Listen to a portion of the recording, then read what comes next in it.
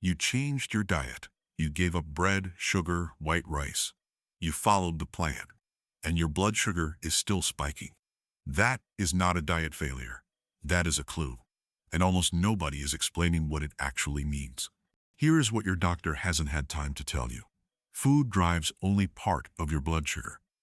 The rest, the unexplained morning highs, the afternoon surges after a perfectly safe meal, those are being driven by triggers that have nothing to do with what is on your plate. And every single spike matters. Every surge damages the tiny vessels inside your kidneys, your eyes, your feet. Quietly, invisibly, for years before anything shows up on a scan. What I am about to share are 5 hidden blood sugar triggers that most diabetics never find out about. They are built into your daily routine. Your doctor probably never mentioned them. Stay with me through this entire video. What I share in the middle of this could genuinely change the direction of your health. My name is Dr. George Scott, board certified in internal medicine and metabolic health, 27 years in practice. I have sat across from patients who were doing everything right and still losing ground, and I have watched that confusion turn into despair. Early in my career, I treated blood sugar with diet and medication. Adjust the food, adjust the dose. That was the protocol. But I kept seeing patients who followed every instruction faithfully and still couldn't stabilize. So I stopped assuming the patient was failing. I started asking a different question. What else is driving this? What I found changed how I practice medicine. And it is what I am sharing with you today, because people who are trying everything and still losing ground deserve real answers. After 60, your body loses its margin for error. When you were younger, if blood sugar rose too high, your pancreas flooded the system with insulin. Your muscles absorbed it. Your liver adjusted, 4 backup systems running simultaneously, seamlessly. After 60, those backups fail one by one. Your insulin-producing cells lose efficiency. Your muscle mass has declined, less tissue to absorb glucose. Your liver becomes stubborn, dumping glucose into your blood even when levels are already high. Think of it like a factory that ran 3 shifts, now running on 1. Any disruption creates an immediate bottleneck, visible instantly in your blood sugar numbers. This is why things that never affected you 20 years ago are devastating you now. Your body has lost its cushion, and the 5 triggers I am about to reveal exploit that lost cushion every single day. Number 5. Poor sleep. One night of fragmented sleep can raise your fasting blood sugar the next morning as much as eating cake before bed. Not because of what you ate, because of what your body does when it doesn't rest properly. Broken sleep triggers a cortisol surge.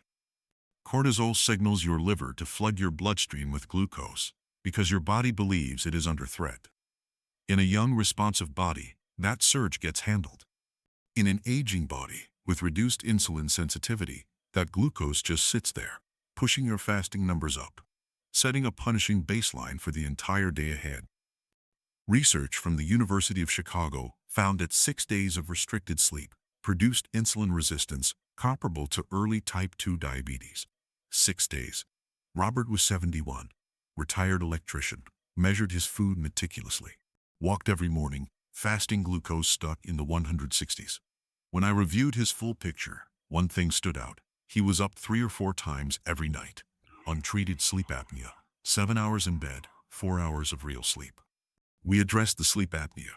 3 months later, fasting glucose consistently in the 120s. Same diet, same medication. Sleep was the variable nobody had looked at. If your morning numbers are unexplainably high, stop asking what you ate last night. Start asking how well you slept. Number 4. Chronic low-grade anxiety. Most people know extreme stress raises blood sugar. What they don't know is that quiet, background anxiety, the kind that just lives in your chest, does exactly the same thing. Slower and more consistently. When your brain perceives a threat, even a worry about a doctor's appointment, a family situation, a troubling headline, it triggers the same hormonal cascade as a physical emergency. Cortisol rises. Your liver dumps glucose. Your body prepares to fight something that isn't there. And because you are sitting still, that glucose goes nowhere. For people managing diabetes, this creates a vicious cycle. High numbers produce anxiety. Anxiety raises cortisol. Cortisol raises blood sugar. You check again, the number is higher.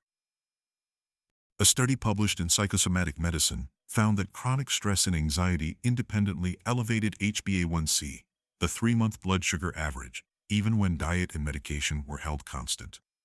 Emotional state was moving the numbers regardless of food. Margaret was 68, retired principal, impeccable food diary, erratic blood sugar. When I asked about her life, she described 2 years of carrying her husband's declining health and a child's financial crisis. Constant vigilance. Never fully exhaling. Her nervous system was chronically activated. Her cortisol was chronically elevated. Her blood sugar was reflecting her life, not her lunch. We worked on structured daily relaxation as a parallel intervention. Her HbA1c dropped a full point in 90 days. Nothing about her diet changed. Your blood sugar lives in your whole body, not just your stomach. Number 3. Eating your largest meal too late in the day. You may be choosing the right foods entirely. If you are eating them at the wrong time, you're fighting your own biology. Your body's ability to process glucose follows a strict internal clock. In the morning and early afternoon, your pancreatic cells are most responsive. Your muscles are most receptive to insulin. Your liver cooperates. Your metabolic engine runs at full power. By evening, everything slows. Melatonin rises and actively suppresses insulin secretion by 30 to 40%. Your muscles become insulin resistant. The exact same meal produces a blood sugar spike 15 to 25% higher at 7 in the evening than at noon. Not because of the food, because of the clock. Research from Brigham and Women's Hospital confirmed this directly. Identical meals eaten at different times produced dramatically higher glucose peaks in the evening. The food was the same. The timing made the difference. Thomas was 74. Retired engineer. Clean diet.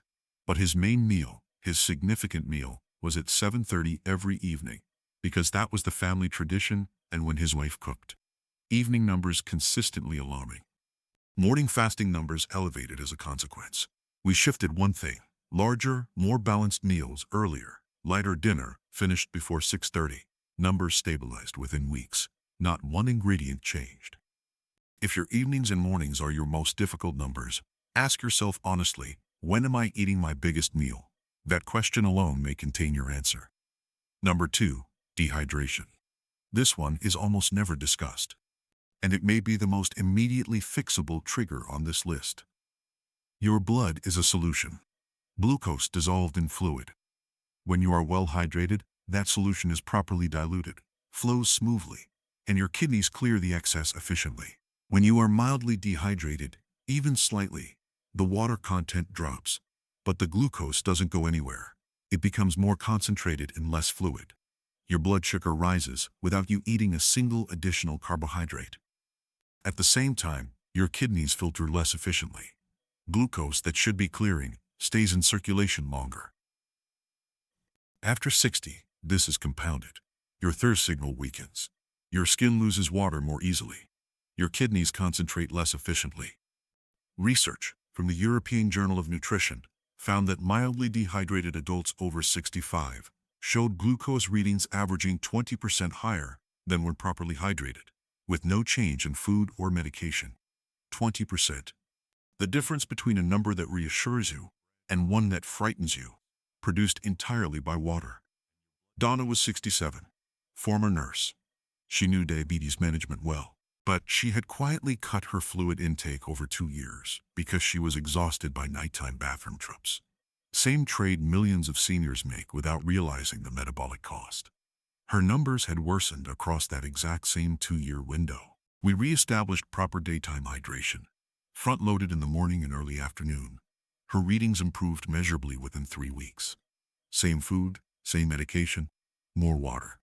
This fix costs nothing, and it starts tomorrow morning. Number 1. The dawn phenomenon, and the morning habits making it catastrophically worse. Every morning between 2 and 8, your body releases a surge of hormones, cortisol, growth hormone, glucagon, designed to prepare you for waking. These hormones tell your liver to release stored glucose. Your blood sugar rises before you open your eyes, before you eat a single bite. In a healthy body, a matching insulin response handles it. The two balance. You wake up with a normal number. In a diabetic or insulin-resistant body, the glucose release happens, but the insulin response is inadequate. The glucose rises and stays. This is the dawn phenomenon. It affects up to 75% of people with type 2 diabetes.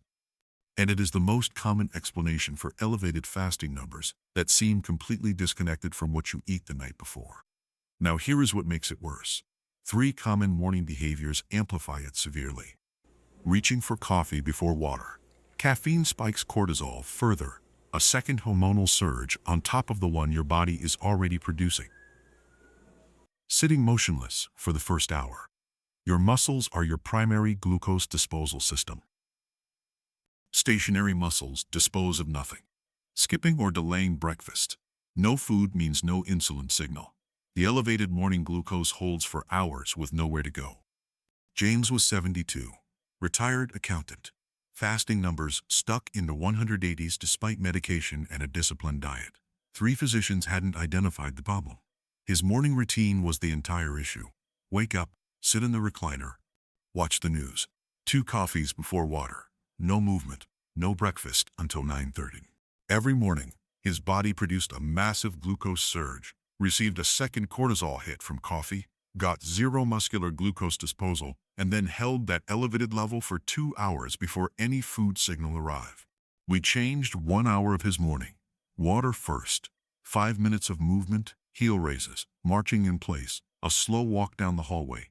Coffee after 30 minutes. Small protein breakfast within an hour. Fasting numbers dropped 30 to 40 points within 6 weeks. Same medication. Same dinner. The morning was the variable all along. Here's your daily structure. Concrete. Free. Starting tomorrow. Upon waking, drink 16 ounces of water before anything else. This immediately begins reversing overnight dehydration and diluting concentrated morning glucose. Next, 5 minutes of gentle movement before you sit down. Heel raises. Marching in place. A slow lap around the house. Activate your muscles before cortisol peaks further. Within 1 hour, eat a small protein-forward breakfast. 2 eggs, Greek yogurt, a handful of nuts. This sends the insulin signal that begins clearing your morning glucose. Coffee comes after this, not before. Through the morning and early afternoon, eat your larger meals. Your metabolic engine is at full power. Use it. Keep dinner light and finish it before 6:30 whenever possible.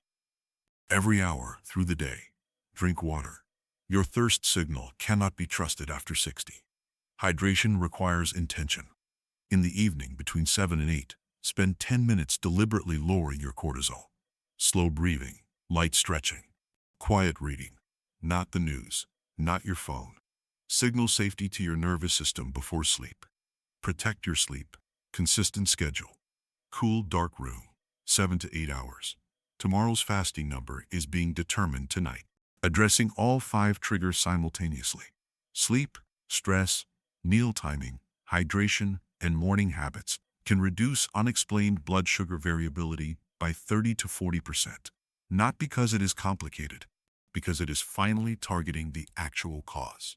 Your body has processed millions of meals. Your liver has performed metabolic calculations every hour for 70+ years. Your pancreas has responded to every demand placed on it without complaint. It is not failing you. It needs something more specific from you now. And you just received 5 things it has been waiting for.